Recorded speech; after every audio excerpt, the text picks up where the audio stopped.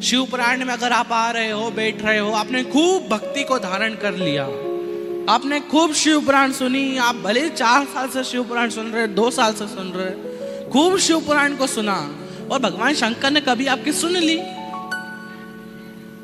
सुनी कभी?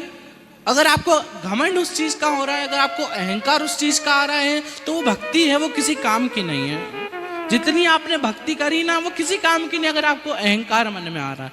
और एक बात याद रखना, जब भगवान शंकर के भक्त के मन में अहंकार की भावना आ जाती है, अहंकार का बीज उत्पन्न होने लगता है, तो भगवान शंकर उसे सही करने के लिए किसी ना किसी को भेजते हैं। भगवान शंकर उसे सबक जरूर सिखाते हैं। एक बार नंदी जी को भी अहंकार हो गया। एक समय पर एक नंदी भगवान को भी अहंकार हो गया। नारद जी के सामने जाकर कहते, अरे तुम्हें नहीं पता, जो त्रिलोकी के नाथ है ना भगवान शंकर, उन्हें मैं अपनी पीठ पर बिठाता हूं। अरे तुम्हें नहीं पता, मैं ऐसा कर सकता हूं, मैं वैसा कर सकता हूं। जिसके सर पर चंदा है, जो त्रिलोकी का नाथ है, उससे मैं अपने पीठ पर बिठाता हूं। अहंकार हो गया। अब नारद जी चले गए भगवान शंकर के पास। भगवान शंकर के पास गए, भगवान भोलेनाथ के पास पहुंचे। अरे आपको नहीं पता, ओ भोलेनाथ, पता आपको आपका गण क्या कह रहा था? क्या कह रहा था? आपका गण कह रहा था कि जो त्रिलोकी के नाथ है ना, उन्हें मैं अपनी पीठ पर बिठाता हूं। अब भगवान शंकर ने सोचा कि इन्हें एक सबक जरूर सिखाना पड़ेगा, कुछ ना कुछ तो ऐसा करना पड़ेगा जिससे अहंकार टूट जाए। भगवान शंकर ने बुलाया, ओ नंदी इधर आओ। क्या हुआ? बोलिए महादेव। भगवान शंकर ने एक जटा का बाल तोड़ा, जैसे ही भगवान नंदी की पीठ पर धरा, नंदी जी नीचे जमीन में गिर गए। इतना भारी वो जटा का बाल, भगवान नंदी संभाल ही नहीं पा रहे। तब भगवान नंदी को याद आया कि मैंने नारद जी से कहा था कि जो त्रिलोकी के नाथ हैं उन्हें मैं पीठ पर बिठाता हूं, उसी चीज का सबक मुझे मिल रहा है। भगवान शंकर ने नंदी जी का अहंकार भी तोड़ दिया। अहंकार टूटा, चारों तरफ आनंद सुख समाहित हो गया। जब भक्ति करो, जब भगवान शंकर की भक्ति में रमो, तो अहंकार नाम की चीज आपके मन में नहीं होनी चाहिए। और दिखावा करना भी किस चीज का? सब तो उनका ही है? ये शरीर उनका, सब कुछ उनका। जब पैदा हुए थे, जब कुछ भी लेकर नहीं आए थे, दोनों मुट्ठी बनती हैं, कुछ भी लेकर नहीं आए। लेकिन यहां पर आने के बाद आपको कुछ पता भी नहीं था कि आप किस घर में जन्म लोगे। आपको अच्छे घर में जन्म दे दिया, आपको अच्छा खाने पीने को दे दिया, इतना बड़ा कर दिया। सब भोलेनाथ ने किया है, हमारा कुछ है भी नहीं। और समय रहते भगवान शंकर की भक्ति को धारण करो, समय रहते भगवान शंकर को भजो। वह नमः शिवाय, ओम नमः शिवाय, ओम नमः शिवाय। विश्वनाथ भगवान की जय, महाकालेश्वर भगवान की जय, ओमकारेश्वर भगवान की जय, अमरेश्वर महादेव की जय, श्री गोविंद भगवान की जय। हर हर महादेव, हर हर महादेव, हर हर महादेव हर। काशी विश्वनाथ ओगरदानी तकादर्शी,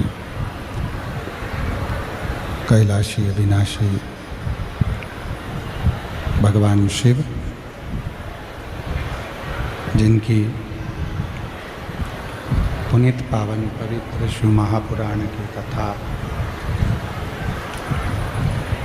श्रवण करने का सौभाग्य बाबा देवाधिदेव महादेव की कृपा से, करुणा से, उनकी उदारता से आप और हमको प्राप्त हुआ है। भगवान शिव उघड़दानी त्रिकालदर्शी कैलाशी अविनाशी भगवान शिव की ये पवित्र पावन शिव महापुराण की कथा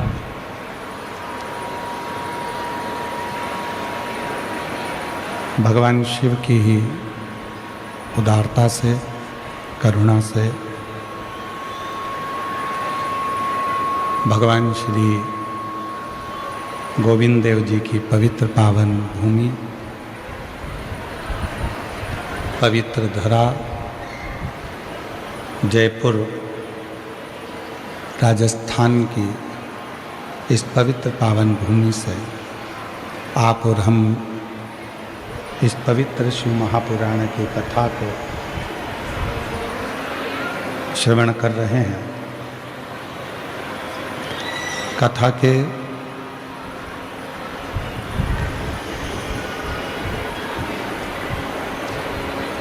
जयपुर परिवार सेवा ट्रस्ट के तत्वाधान में इस पवित्र कथा का लाभ कार्यक्रम के संरक्षक श्रीमती पुष्पलता श्री सत्यनारायण जी बेरीवाल जी, मुख्य यजमान श्रीमती पुष्पलता रावत, श्री घनश्याम जी रावत, श्रीमती रेणु जी रावत, श्री राकेश जी रावत मापनूर वाले, कार्यक्रम के संयोजक श्रीमती राजकुमारी जुगल डेरोल जी, श्रीमती संतरा प्रभु श्री राम नारायण जी अग्रवाल जी, सह यजमान श्रीमती पूनम हर्ष जी, श्री नरेंद्र कुमार हर्ष जी,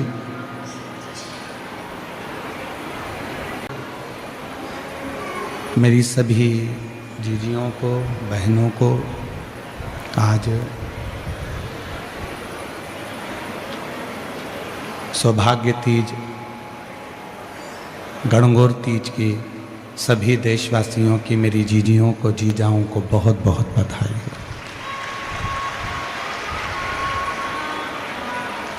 भारत की भूमि का एक ऐसा त्यौहार गणगौर,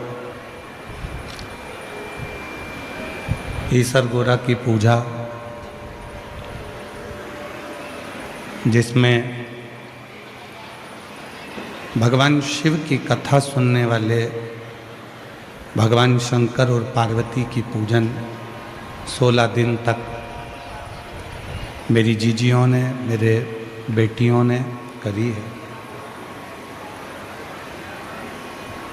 माँ गौरा महारानी से, गणगौर महारानी से निवेदन है, ईश्वर जी से निवेदन है, आप सबका सुहाग अखंड हो, अमर हो, यही बाबा से प्रार्थना करते हैं, यही निवेदन करते हैं। शिव रिश्ते, नाते, कुटुंब, कबीले, ये जितने भी हैं, इनको बिना छोड़े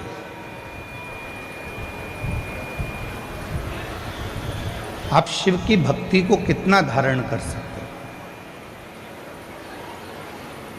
जरूरी नहीं कि संबंधों को छोड़ेंगे तो परमात्मा मिलेगा। हमने कई लोगों के मुख से सुना है कि घर छोड़ दो,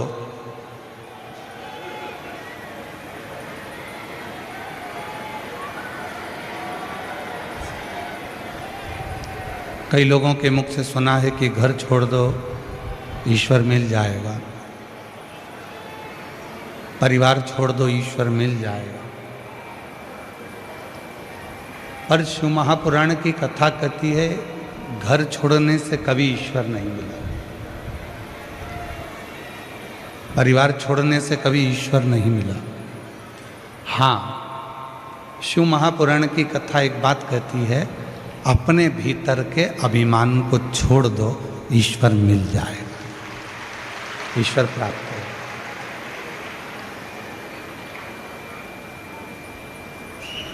हम हमारे भीतर का अभिमान यदि अपने भीतर रखेंगे हम अपने भीतर रखेंगे, अहंकार अपने भीतर रखेंगे और सोचें कि ईश्वर मिल जाए, नहीं मिल सकता। ईश्वर नहीं मिलेगा। ईश्वर कब प्राप्त होगा? परमात्मा कब प्राप्त होगा? जब हमारे भीतर का अभिमान जाएगा, हमारे भीतर की अभिमत्ता जाएगी, हमारे भीतर का अहम जाएगा,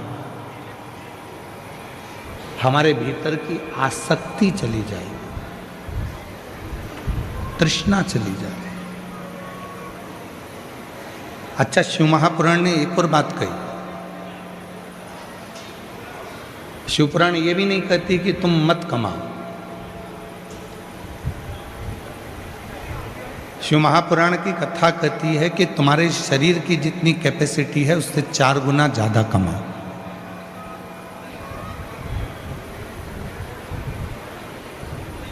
शिव महापुराण ये भी नहीं कहती कि आप किसी नदी के तट पर जाकर बैठ जाओ। शिव पुराण तो कहती है अपने कर्म में लगे रहो और जितना बन सके उतना अपना कर्म करो।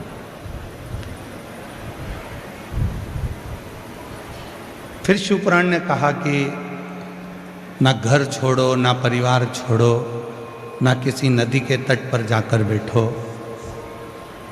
घर से बड़ा, परिवार से बड़ा कोई आश्रम नहीं है। उस गृहस्थाश्रम में रहकर शिव को एक लोटा जल चढ़ाकर उस परमात्मा के होकर दे।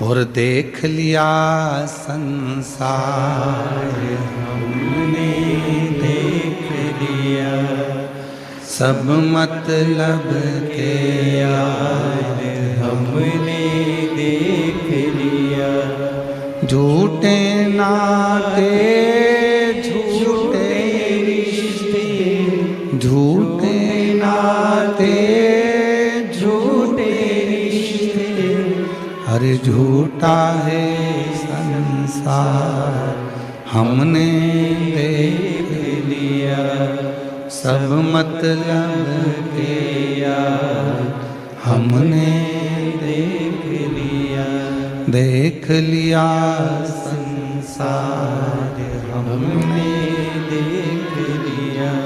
कोई ना आए, कोई। तब आखिरी में वो शिव आए, शंकर।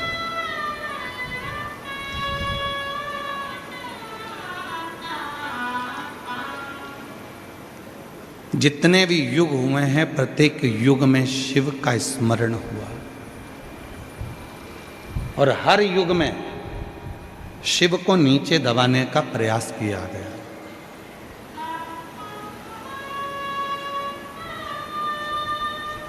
प्रत्येक युग।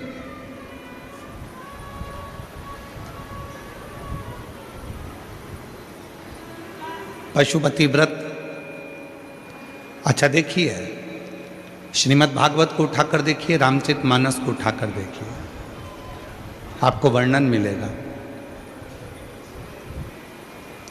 राम जी महाराज ने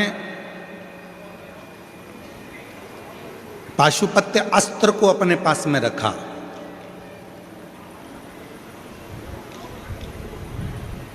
श्रीमद् भागवत कथा में वर्णन आता है कि भगवान कृष्ण ने पाशुपत्य योग को अपने पास में रखा और जब पाशुपत्य योग भगवान कृष्ण को मिल गया तो उन्होंने पाशुपत्य अस्त्र भी अपने पास में रखा।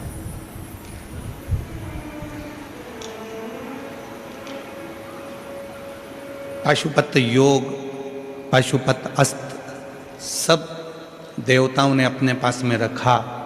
वेदव्यास जी शिव महापुराण में लिखते हैं, वेदव्यास जी विद्येश्वर संहिता में लिखते हैं कि संसार के लोगों ने भगवान शिव से निवेदन करा कि भोले बाबा, राम जी ने आपका पशुपत अस्त्र प्राप्त कर लिया, भगवान कृष्ण ने पशुपत अस्त्र प्राप्त कर लिया, पाशुपत्य योग प्राप्त कर लिया, पर ये संसार के लोगों का कल्याण, कलयुग में जो जन्म लेंगे इनका उद्धार कैसे होगा। तो वेद व्यास जी लिखते हैं कि भगवान शिव स्वयं माँ पार्वती से कहते हैं कि कली काल में मैंने त्रेता में राम जी को पशुपत अस्त्र दिया है, मैंने द्वापर में भगवान कृष्ण को पशुपत अस्त्र दिया है, मैंने द्वापर में भगवान कृष्ण को पशुपत योग दिया है, मैंने त्रेता में भगवान राम को पशुपत योग दिया है, पर मैंने कलयुग के लोगों के लिए एक व्रत बचा कर रखा है और वो है पशुपति व्रत। ऐसा व्रत जिससे व्यक्ति कलिकाल में सारे सुख प्राप्त कर सकता है।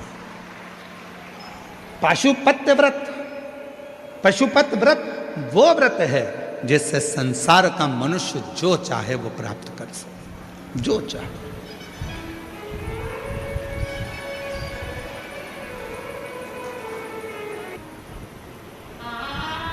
और शावर मंत्र किसको कहते हैं? शावर मंत्र कहते किसको है? किसको कहा गया शावर मंत्र? कई लोग कहते हैं सीवर वाले महाराज जी तो वही की वही भजन गुनगुना देते हैं, वही की वही लाइनें गुनगुनाते रहते हैं। इनकी जितनी कथा सुनो सारी कथा में एक जैसी लाइन मिलेगी, मंत्र बस वो एक एक लाइन गुनगुनाते रहते हैं। क्या है? शिव महापुराण में स्वयं भगवान शंकर पार्वती से कहते हैं दुनिया के लोगों को मंत्र याद नहीं रहेगा, तपस्या याद नहीं रहेगी, तो मैं अपनी इस अंग से शाबर मंत्र को प्रकट करता हूँ। शाबर मंत्र कहते किसको हैं? तो शिव पुराण में वर्णन किया गया। शाबर मंत्र वो मंत्र हैं जिसको आप दिल से, हृदय से शिव जी के पास बैठकर कुछ भी गुनगुनाओगे, वो शिव उसे मंत्र के रूप में स्वीकार कर कर तुम्हारा कल्याण कर देंगे। इसलिए उन मंत्र को आप और हम गुनगुनाते, महादेव नमन चरणों में स्वीकार कीजिए। अच्छा, दुनिया के लोगों को क्या लगता है कि महाराज जी भजन गा रहे हैं, महाराज जी भजन की लाइन गुनगुना रहे हैं। ना ना ना, इस मंत्र को ये हमारे मुख से, आपके मुख से कोई भी स्तुति निकल रही है, वो स्तुति बारंबार निकलेगी तो मंत्र का काम करेगी। आप बार बार अगर किसी को एक ही बात कहोगे, राम राम सा, राम राम सा, राम राम सा, तो वो मंत्र हो जाएगा। जय श्री कृष्णा सा, जय श्री कृष्णा सा, मंत्र हो जाएगा। श्री शिवाय नमस्तुभ्यम, श्री शिवाय नमस्तुभ्यम, मंत्र हो जाएगा। जब एक ही लाइन को तुम बार बार गुनगुनाइए तो वो मंत्र, वो केवल भजन की लाइन नहीं होगी, वो शंकर का शाबर मंत्र बन जाता है। महादेव नमन चरणों में। इसलिए आप लोगों से भी कहते हैं, आप भी बोलिए, स्वीकार कीजिए सबका किया है, मेरा भी उद्धार कीजिए, उद्धार कीजिए। तो कहा, फिर वर्णन आया, पार्वती जी ने शिव जी से कहा सारे मंत्र पुराणों में लिखे होंगे, सारे मंत्र पुराणों में मिलेंगे, क्या शाबर मंत्र कहीं लिखा हुआ मिलेगा? तो शंकर भगवान ने कहा नहीं पार्वती, शाबर मंत्र वो मंत्र होता है मेरा बिना पढ़ा लिखा भक्त, जिसको ना मंत्र आए, ना तपस्या आए, ना साधना आए, ना व्रत आए, वो भक्त जब मेरे मंदिर में आकर मुझसे कुछ भी बोलता है, मैं उसको स्वीकार कर कर मंत्र समझकर उसकी झोली भरना प्रारंभ कर देता हूँ। कितनी भी लड़ाई हो जाए और सास के तुमने पांव पकड़ लिए, घर के बुजुर्ग के तुमने पांव पकड़ लिए, भले वो अंदर से कुड़ के गाली भी देगी ना, तो भी आशीर्वाद ही कहलाएगा। वो भी आशीर्वाद, वो बद्दुआ भी देगी तो भी आशीर्वाद कहलाएगा। खूब लड़ो, दिल से लड़ो, 4-5 पराठे खा खा के लड़ो,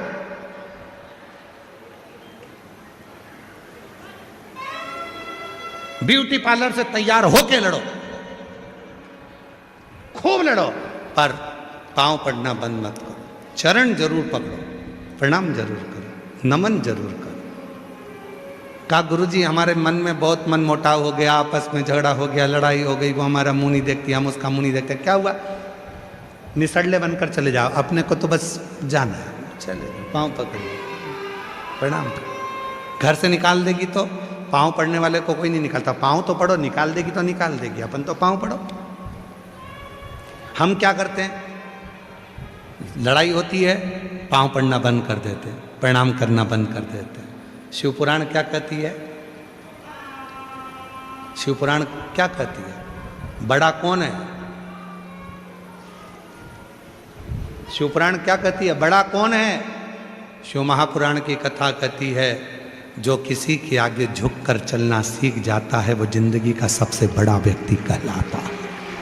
सबसे मेरे शंकर भगवान को देखो, देवताओं ने अमृत पी लिया, सारे देवता अमृत की तैयारी में, तो सबके पास अमृत आने वाला था और शंकर जी के पास में विष भेज दिया गया। पार्वती जी ने कहा तुम्हारे पास में विष भेजा है, विष पियोगे? शंकर भगवान बोलने लगे क्या हुआ, विष पीने में तकलीफ क्या है, मैं तो पीऊंगा। विष पिया, विष धारण करा।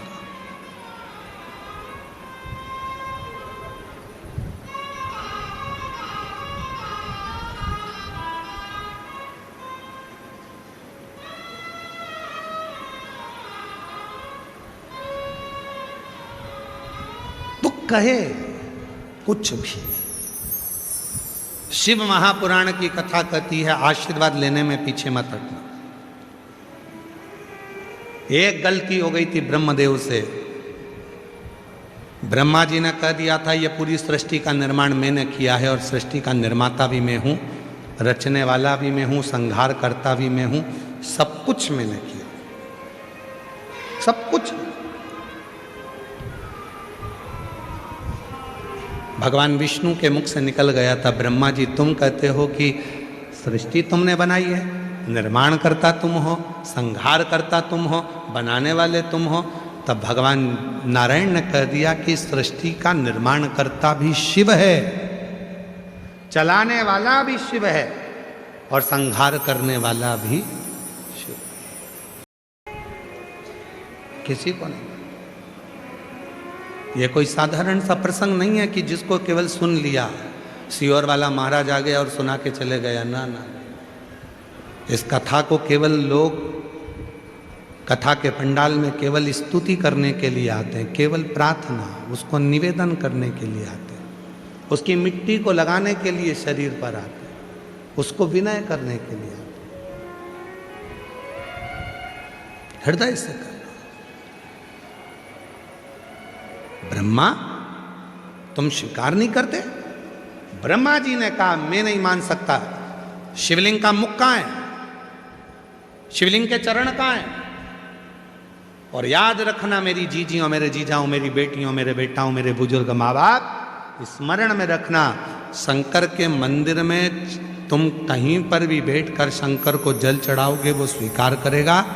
खड़े होकर भी अगर शिव जी के शिवलिंग पर जल चढ़ा रहे हो तो भी वो स्वीकार कर रहा, क्योंकि वो एकानंद चतुरानन पंचानंद राजे, भोले पंचानंद राजे, हंसासन गरुड़ासन, हंसासन गरुड़ासन, वृषवाहन साजे।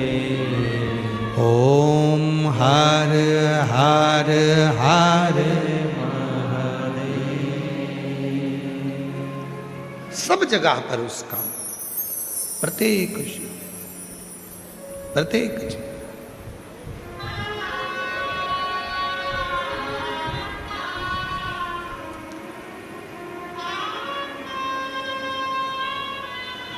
सर्वस्व हर कण में वही बैठा है, प्रत्येक कण।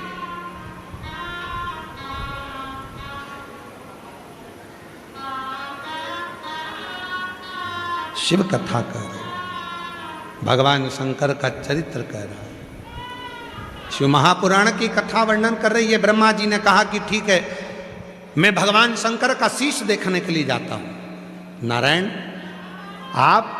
भगवान विष्णु बोले मैं चरण ढूंढने के लिए जाता हूं। भगवान विष्णु को तो मालूम था चरण नहीं मिलना है, शिव के चरण मिलेंगे क्या?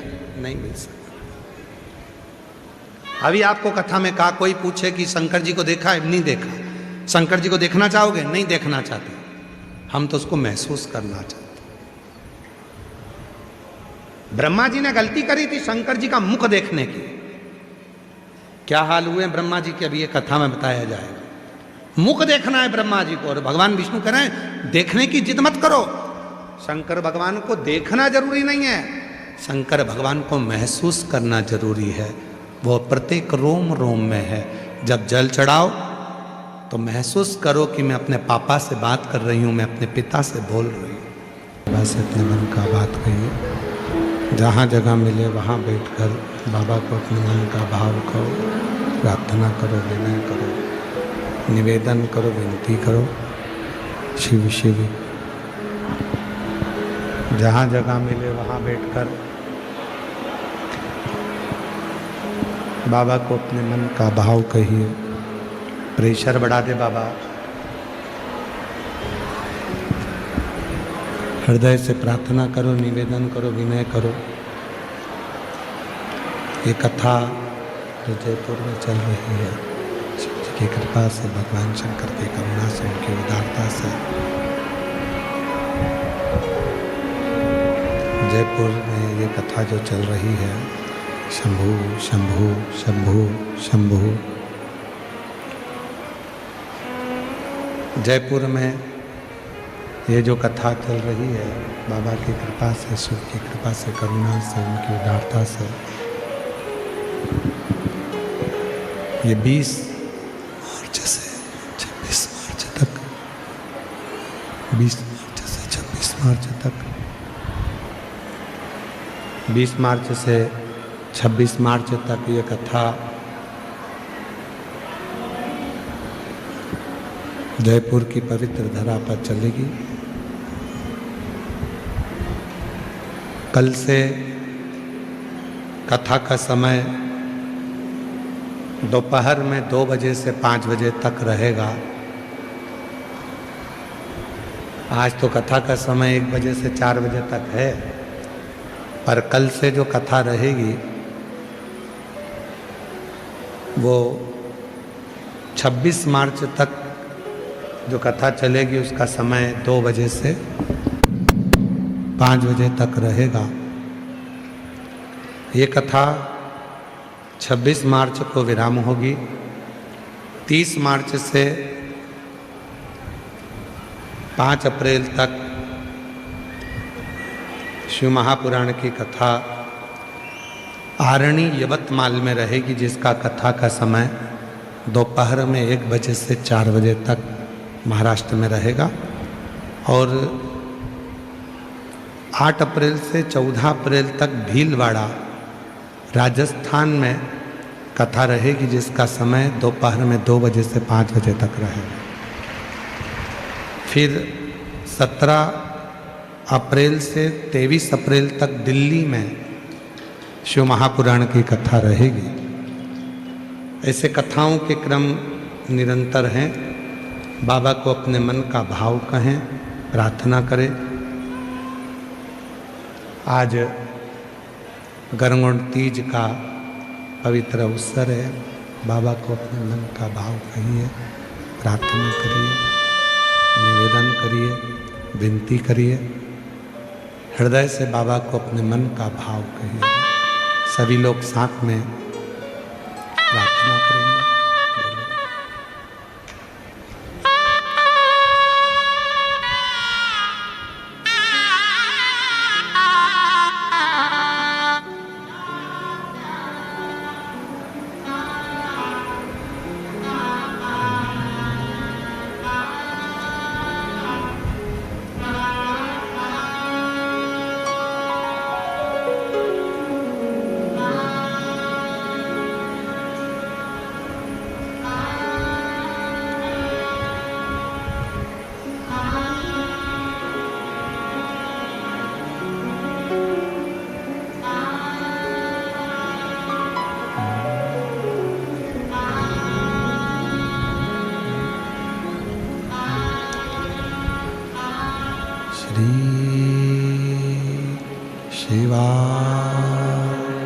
नमस्तु श्री शिवाय नमस्तु श्री शिवाय नमस्तु श्री शिवाय नमस्तु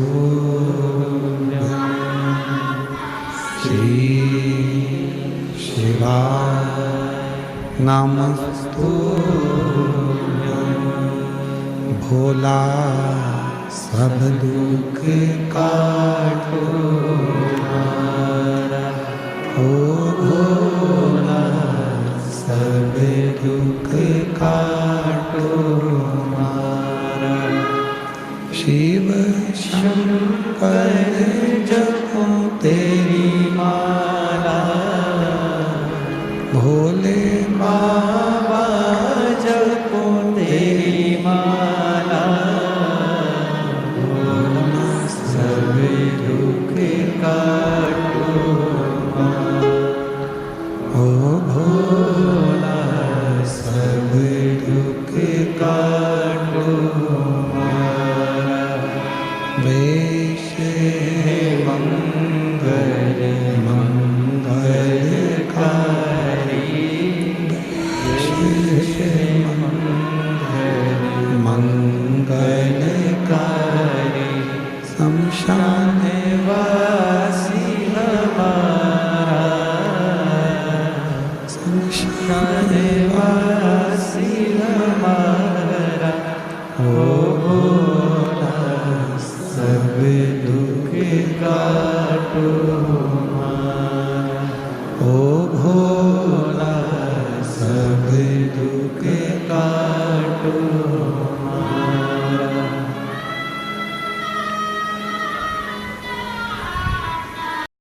ब्रह्मा जी बोले मैं बाद में बताऊंगा, पहले आप बताओ कि आपको चरण मिले। भगवान सत्यनारायण के रूप में भगवान नारायण ने तुरंत कह दिया कि मुझे भगवान शंकर का चरण नहीं मिला। इतने में शिवलिंग में से आकाशवाणी हो गई, है नारायण तुमने मेरे सामने सत्य कहा है, आज से पृथ्वी पर तुम सत्यनारायण के रूप में पूजे जाओगे और पूरी दुनिया तुम्हारी पूजेगी। कितने लोग हैं जिनकी यहाँ पर सत्यनारायण की कथा हुई है? हाथ उठाओ जरा, सब क्या हुई है? पूरी कथा को पढ़कर देखिए सत्यनारायण भगवान की। पूरी कथा में एक लाइन मिलेगी आपको, लक्कड़हारे ने इस तरह से पूजन करी, सत्यनारायण की कथा करवाई। ब्राह्मण देवता ने इस तरह से दरिद्र ब्राह्मण ने पूजन कराई। राजा ने सत्यनारायण की कथा सुनी, उसने सत्यनारायण की कथा करवाई। पूरी कथा में अगर किसी ब्राह्मण देवता से तुम पूछोगे कि इस पूरी सत्यनारायण की कथा में सत्यनारायण जी की कथा कौन सी थी, जिसको ब्राह्मण ने सुना था, जिसने लक्कड़हारे ने सुना था, जिसको राजा ने श्रवण किया था, जिसने बनिए की बेटी ने श्रवण किया था, इसमें सत्यनारायण जी की कथा कौन सी है? तो ब्राह्मण देवता कहेंगे ये सत्यनारायण जी के जो 5 अध्याय हैं, इसमें सत्यनारायण की कथा कौन सी है?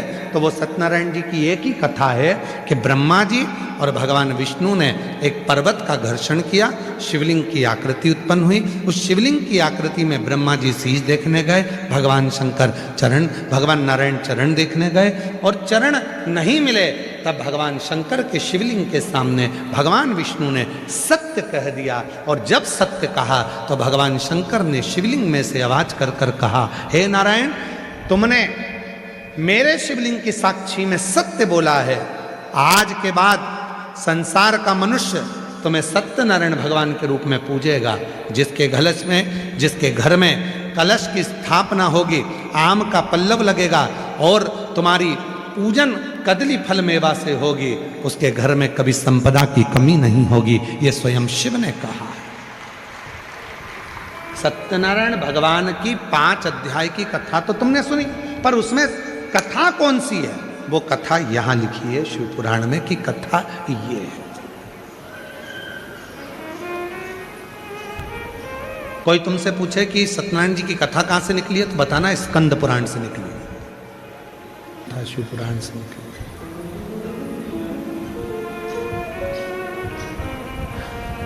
शिव जी प्रसन्न होकर वर प्रदान करते हैं।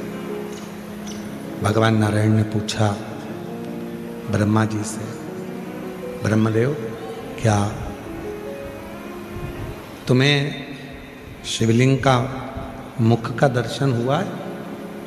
ब्रह्मा जी ने कहा मैंने शंकर भगवान के शिवलिंग का मुख का दर्शन करा। झूठ बोल दिया। और अभी कथा में कहा कि सत्य बोलने पर 1000 अश्वमेध यज्ञ का फल प्राप्त हो जाता है, और झूठ बोलने पर दुनिया के जितने जितने हत्या के पाप लगते हैं वो झूठ बोलने पर मनुष्य को लग जाता है। एक सत्य बोलो क्या जाता है। ब्रह्मा जी ने झूठ बोल दिया और एक झूठ ब्रह्मा जी बोलते चल जाता। ब्रह्मा जी क्या बोल रहे हैं, मेरी ना मानो तो केतकी के फूल से पूछो। केतकी के फूल से शिव जी ने पूछा कि तुम बताओ, भगवान विष्णु पूछ रहे हैं कि बताओ क्या ब्रह्मा जी को सिर मिला है? केतकी के फूल ने झूठ बोल दिया तो शिवलिंग में से आवाज आई, हे केतकी तू मेरे सामने झूठ बोल रहा है, तुझे श्राप देता हूं। 33 कोटि देवता पर केतकी का फूल चढ़ेगा पर शंकर पर कभी नहीं चढ़ेगा। यदि भूल से भी केतकी का फूल शिव पर चढ़ता है तो 1000 गौ हत्या के बराबर दोष लग जाएगा। केतकी नहीं चढ़ेगी। क्षमा करो प्रभु क्षमा करो, शिव नहीं क्षमा। ब्रह्मा जी ने कहा अगर आपको झूठ लगता है तो गौ माता से पूछो। गौ माता से कहा गौ माता बोल, क्या ब्रह्मा जी को शिवलिंग का सिर मिला? एक रोटी के चक्कर में गौ माता ने झूठ बोल दिया। शिव जी ने कहा गौ माता तू जगत की मां होती है और तू झूठ बोल रही है, जा तेरा पूरा शरीर पूजा जाएगा पर तेरा मुख अपूज्य माना जाएगा। तेरा मुख अपूज्य माना जाए। सारे सनातन धर्म में, हिंदू धर्म में कन्यादान आगे से होगा, वस्त्र दान आगे से होगा, मुद्रा दान आगे से होगा, स्वर्ण दान आगे से होगा, भूमि दान आगे से होगा, मंदिर की परिक्रमा आगे से होगी, तीर्थ की परिक्रमा आगे से होगी। केवल एक गौ माता तूने झूठ बोला है इसलिए तेरी परिक्रमा आगे से नहीं पीछे से प्रारंभ होगी। गाय की पूंछ से चालू होकर गाय की पूंछ पर परिक्रमा विराम होगी। इसलिए गाय का दान आगे से नहीं होता, पूंछ पकड़कर किया जाता। गौ माता की परिक्रमा पीछे से चालू होकर पीछे पूरी होती है। केवल एक तू झूठ बोल गए, क्षमा करो प्रभु क्षमा करो, क्षमा करो। ब्रह्मा जी तुम झूठ बोल रहे हो। ब्रह्मा जी ने कहा यह आकाशवाणी झूठी है। तब भगवान शंकर शिवलिंग में से प्रकट हो गए और प्रकट होकर उन्होंने अपने पांव के अंगुष्ठ से नखून तोड़कर फेंका। उस नख से काल भैरव प्रकट हो गया। काल भैरव से शिव जी ने कहा इस ब्रह्मा का सिर काट दो जिस मुख से ये झूठ बोल रहा है। काल भैरव ने अपनी चीटी अंगुली का नख तोड़कर फेंका और ब्रह्मा जी का एक शीश जिससे वो झूठ बोल रहे थे वो कटा हुआ शीश लुढ़कता गया। जितनी दूर तक वो शीश लुढ़कता गया उतनी दूर तक ब्रह्मा के रक्त जो निकल रहा था शीश में से कटा हुआ, उस रक्त से एक नदी प्रकट हो गई जिसका नाम कर्मनाशा नदी। आज भी उत्तर प्रदेश में ये कर्मनाशा नदी बहती है। उत्तर प्रदेश गवर्नमेंट ने बड़े बड़े बोर्ड लगा कर रखे हैं, ये कर्मनाशा नदी है, इसमें हाथ ना धोएं, इसमें पाँव ना धोएं, इसमें स्नान ना करें।